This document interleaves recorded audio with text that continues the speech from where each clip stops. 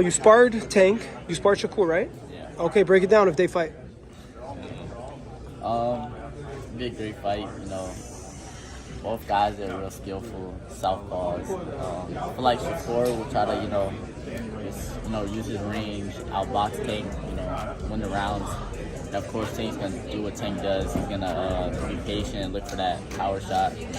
So really, it could go either way, Maybe if Tank doesn't land that shot, Shakur outboxes him for 12 rounds. Curmel Moton has warned Gervonta Davis about fighting Shakur Stevenson. Meanwhile, Stevenson retained his WBC lightweight title with a unanimous decision win over Artem Harutyunyan. Despite his victory, some fans were left underwhelmed, recalling a similar sentiment from his bout against Edwin de los Santos. Nevertheless, unexpected speculation about a potential matchup with Gervonta Davis has arisen, fueled by comments from Davis's trainer, Kenny Ellis. Davis, hailing from Baltimore, was previously in talks to challenge IBF lightweight champion Vasyl Lomachenko later this year. This opportunity emerged following Lomachenko's win against George Kambosos Jr. However, now that Stevenson has finished his final fight with Top Rank and become a free agent, Ellis asserts that Lomachenko, also linked with Top Rank, has agreed to step aside, enabling Davis to fight Stevenson first. In an Instagram post earlier today, Ellis announced, "Breaking news, Lomachenko said he will step aside and let Gervonta Davis fight Shakur Stevenson this fall, and he'll fight the winner early 2025. TalkSport editor Michael Benson later highlighted the story on his X account. Notably, Stevenson has been advocating for a bout with fellow lightweight champion Davis for a while, despite Davis's earlier hesitation to arrange the fight. Stevenson, however, appears to be accepting of a fight with Gervonta Davis and even believes it is inevitable. The buzz surrounding a potential bout between Gervonta Davis and Shakur Stevenson has remained constant. This anticipation was particularly evident during the lead-up to the Harutyunyan fight and persisted before Davis's knockout victory over Frank Martin last month. Recently, Stevenson discussed this much-anticipated matchup in an interview with Boxing Scene. He said, "I have the best seat in the house. We all know that me and Tank are going to be the biggest fight in years to come. Everybody and any promoter will want to be involved when that happens. I just sit back and chill and try not to think about it. I'll think about it when it happens." Stevenson asserted that a bout between him and Davis is the biggest of all time, and he indicated that Americans would drop everything to watch it. Despite the speculation, Gervonta Davis has remained silent on the matter, and Shakur Stevenson has not commented on Vasyl Lomachenko stepping aside. Nonetheless, the potential clash holds significant implications for both fighters' careers. After securing victory over Artem Harutyunyan, Shakur issued a challenge to Vasyl Lomachenko. Although Shakur's contract with Top Rank concluded with his 12-round unanimous decision victory over Harutyunyan, he remains eager to face IBF champion Lomachenko, who is also promoted by Top Rank. However, this matchup is highly unlikely to occur, especially at this time. Shakur delivered yet another lackluster performance at the Prudential Center on Saturday night, drawing boos from his hometown crowd. Demonstrating his disconnect, Shakur attributed the negative reaction to Harutyunyan, accusing him of running and merely attempting to survive. Shakur secured the victory with scores of 119-109, 118-110, and 116-112. However, the fight itself lacked excitement, largely due to Shakur's performance. The standout of the night was lightweight contender Abdullah Mason, who dazzled the audience by demolishing Luis Lebron with a third-round knockout on the undercard. Social media buzz suggests that Shakur is merely chasing a lucrative match against Lomachenko and Gervonta "Tank" Davis. However, with both fighters showing no interest in facing him and the jeers from Shakur's supporters, his position remains unconvincing. Shakur's choice of attire at tonight's post-fight press conference underscored his deep frustration and bitterness over being denied the opportunity to face Vasyl Lomachenko in the ring. The lettering on Shakur's t-shirt said, "Bob Arum is saving his son Vasyl Lomachenko from this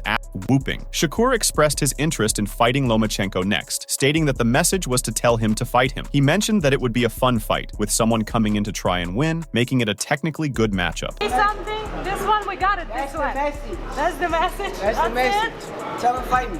All right, well. You think Loma don't want to fight you? I mean, wouldn't that be a fun fight? Wouldn't that be somebody that come in there that try to fight, want to win? That would be amazing, It's a fun fight. It's a fun fight. It's a fun fight to make. It's technically good. Lomachenko has opted against facing Shakur due to the lack of financial incentive and the risk of fan disapproval, which could tarnish his reputation. While Shakur is accustomed to handling such reactions, Lomachenko is keen to avoid any negative impact on his image. Shakur stated that there were probably a lot of people right then saying that Lomachenko would beat him, and pointing out that he hadn't stopped a particular opponent. He mentioned that many might not believe him, so he suggested making the fight. Shakur also remarked that Lomachenko didn't want to fight, noting that William Zepeda had also turned him down multiple times, indicating Zepeda didn't want to face him. There's a lot of people probably right now like, Lomachenko will beat him. He didn't stop this guy, so a lot of people probably won't even believe in me, so why not make the fight? No, I know it's a good fight. I'm saying, do you think he wants to fight? No, he don't want to fight. Shakur, William Zepeda scored a third on that belt today. Also, what are your thoughts on him? Do you want to face him? He turned me down how many times? How many times he said no? That dude don't want to fight me. His victory over Artem Hartunyan came through a methodical display of skill rather than a dominating performance, securing a unanimous decision on Saturday night at Newark's Prudential Center. Hartunyan's unconventional, herky-jerky approach posed a timing challenge for Stevenson, who needed a few rounds to decipher it. Hartunyan constantly bobbed, weaved, and twitched, circling Stevenson while unleashing rapid combinations and targeting the body right from the start. Stevenson from Newark hit his stride in the third and fourth rounds, honing in on his target. By the fifth round, he escalated the intensity, unleashing a swift two-punch combo to the head before shifting his attack to the body. Hartunyan seemed to be executing his strategy effectively. He avoided standing still in front of Stevenson, making it difficult for the American to land his rapid punches. Constantly circling his opponent, Hartunyan stayed active with his own punches, aiming to evade Stevenson's attacks. However, Stevenson's exceptional defensive skills and precise punching were on display. As Stevenson ramped up the intensity, he systematically broke down Hartunyan with precise headshots and a devastating body blow in the sixth round. I mean, he's a tough fighter. You can't take nothing away from him.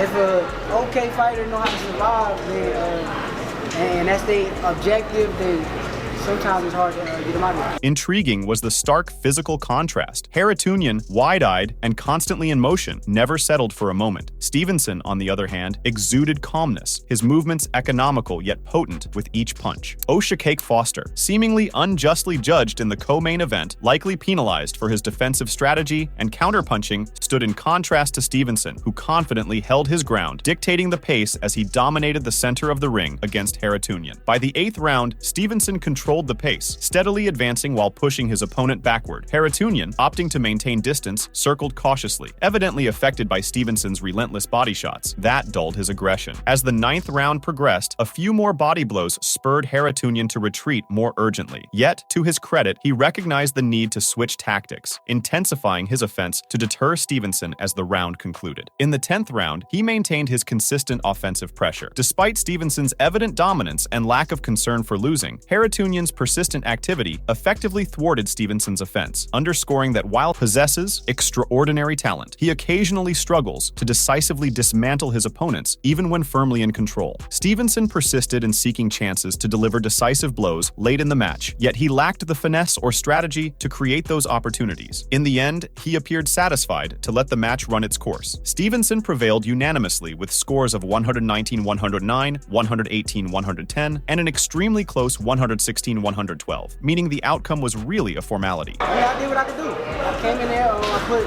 punishment on him. This time I was beating him up. And then, like I said, get on his bike, you know how to grab me and hold me, look at the ref, he do a little tricky stuff to keep himself from getting stopped. Stevenson prevailed and kept his title, but it's debatable if he gained any new supporters or improved his chances of landing the fight that would define his career. Stevenson complained afterward that it was challenging to prove you're that guy when facing a fighter who wasn't trying to fight back. He acknowledged the need to cut off the ring more effectively. Moreover, Stevenson found himself increasingly frustrated as his top rivals, Vasily Lomachenko and Gervonta Davis, appeared to be sidestepping him in favor of a showdown between themselves. Resigned to the situation, he resolved to stay vigilant, waiting for any new opportunities that might come his way. Shakur mentioned that he loves boxing, but indicated that if others are unwilling to fight him, he would stay active in the gym to keep busy. I said at the end of the day, I'm a boxer, I love to box. If I can't get these fights, I can't get these fights. I'm cool with it. I'm happy, I'm making millions of dollars. My family good. I'm about to go home, my family, chill out, play the game, relax a little bit, and just enjoy out. I can't force these fights to happen if these guys don't want to fight me. However, Shakur Stevenson's performance was jeered by his hometown crowd. During his second straight bout receiving boos from fans, Shakur Stevenson pointed the finger at his opponent for the lack of excitement, refusing to acknowledge his own role in failing to deliver a thrilling performance for his hometown crowd. After the bout, Shakur expressed disbelief, claiming Haratunian had been evading him. Yet, if Shakur perceived Haratunian as fleeing, what does that say about his own actions in the fight against Edwin de los Santos? It reveals a lack of self-awareness regarding his own shortcomings. It was a dull battle because Stevenson didn't try to hurt his elder opponent, who lacked strength and wasn't likely to knock him out. Shakur, at 27, didn't approach the fight with the aggression of a younger boxer, eager to impress fans by aggressively taking down Haratunian. Instead, his strategy resembled that of a seasoned 40-year-old, focusing on conserving energy rather than overwhelming his opponent with brute force. Furthermore, Shakur Stevenson expressed his desire to face the best fighters in boxing, stating that the best version of himself emerges when he's in the ring with someone who wants to fight back and compete. He made these comments during the post-fight interview following his victory over Artem Haratunian on Saturday night. The best fighters in boxing, that's how you're going to get to see the best version of me when you put me in the ring with somebody else that want to fight back and compete, and that's when you're going to get the best out of me. Shakur responded to being informed about some of the crowd booing towards the end of his fight, suggesting that he believed the boos were directed at his opponent because his opponent didn't try to make the fight. There were some boos here tonight. Toward the end, I was kind of surprised, but what's your reaction to that? I think the boos was probably because of him. He ain't really try to make the fight. Shakur expressed frustration, stating that it was challenging to prove himself when his opponent wasn't actively engaging and was merely trying to survive. He blamed Haratunian for not making it a competitive fight, mentioning that he wished his opponent had tried harder to make it more enjoyable. Shakur emphasized that he had done everything possible to finish the fight decisively. It's kind of hard to prove it if you don't got a fighter trying to fight back. He's just trying to make sure he survives, but he's a good fighter. He's tough, strong, and I would have wanted him to try a little harder so that way it could be a more fun fight. He's trying all he can to survive. I know. I did everything I could to get him out of there, too. Shakur still has a significant journey ahead before he's prepared to take on Tank Davis. Judging by his recent performance, he doesn't merit the fight and stands little chance of victory. If he continues fighting at this level, he wouldn't even be able to defeat Vasily Lomachenko. Top Rank no longer has to worry about fans booing Shakur, as he's no longer their concern. His contract expired after his fight against Haratunian, and now he can sign with someone else. It's up to his new promoter and the networks to deal with his lack of appeal. Meanwhile, Claressa Shields, by far the greatest female boxer of all time, shared her thoughts on Stevenson's victory. Although he may have been able to get off to a quicker start in the fight, the Newark guy won the UD on points in his hometown. Nonetheless, Shields told Fight Hype, "I think he looked great. Everyone was talking, he was on his wheels. He walked the dude down, and the dude got on his wheels. He's going to have criticism. Oh, he didn't knock him out. It's not all about the knockout, bro. What am I, 14-0 with 2 knockouts, and I'm pound for pound #1 woman boxer. So it's not all about knockouts." Shields further added,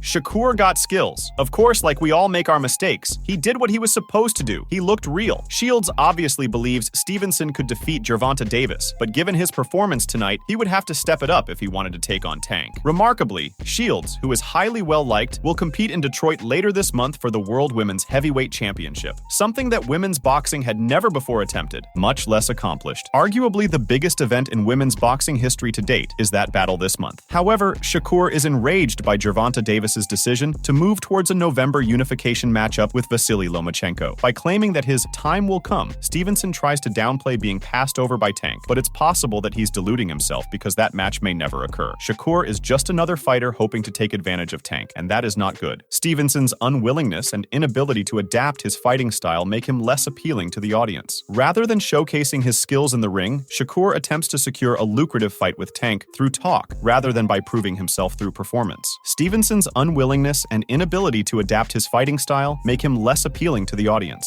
Rather than showcasing his skills in the ring, Shakur attempts to secure a lucrative fight with Tank through talk, rather than by proving himself through performance. Shakur's neediness and inability to forge his path to stardom by adapting his fighting style leave him persistently pursuing a fight with Tank, appearing desperate in his pleas. This approach to his career is misguided and wasteful, highlighting Shakur's resistance to change. "I know that my time will come. Tank Davis has nowhere else to go but to fight me, said Shakur Stevenson to Manuka Kopyan, reacting to Gervonta Davis negotiating with Vasily Lomachenko for a unification fight in November. He's like the David Benavidez of the lightweight division, eager to fight but hesitant to take the necessary risks to become a star without Tank Davis giving him a chance. Shakur is more recognized for his social media presence than his boxing skills, which is unfortunate. He has become like Adrian Broner, garnering attention outside the ring but failing to deliver inside it. Stevenson remains steadfast in his fighting style, despite fan criticism. He firmly believes in his approach and is confident that, in time, people will come to appreciate his traditional, safety-first style, reminiscent of the Mayweather era. Though this method contrasts with the current demand for more entertaining fights, Stevenson is committed to staying true to his technique.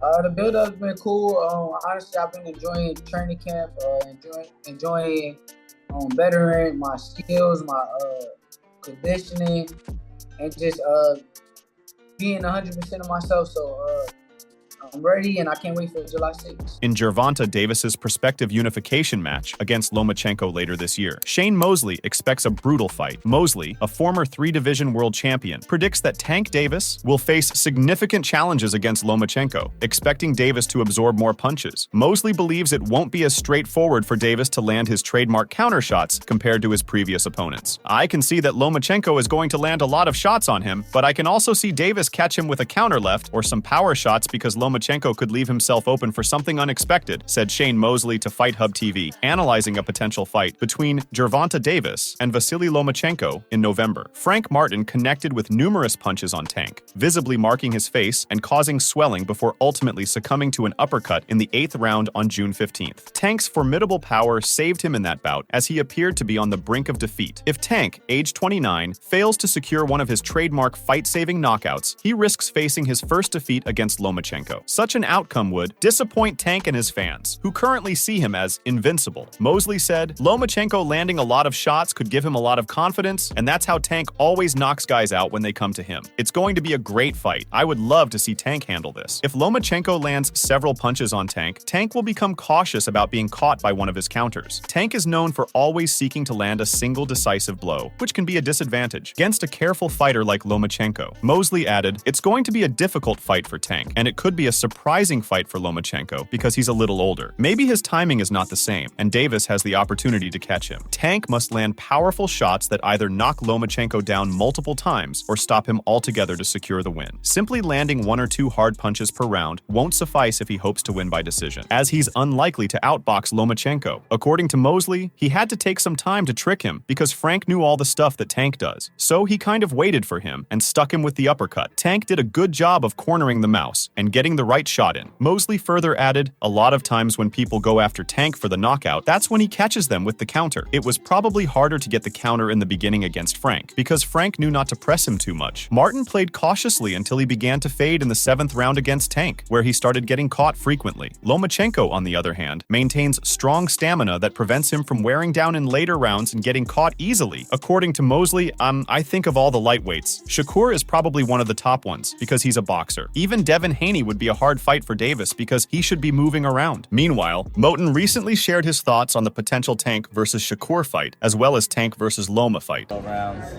and maybe he does land that shot, and maybe he hurts Shakur, so who knows? Okay, Tank and Loma.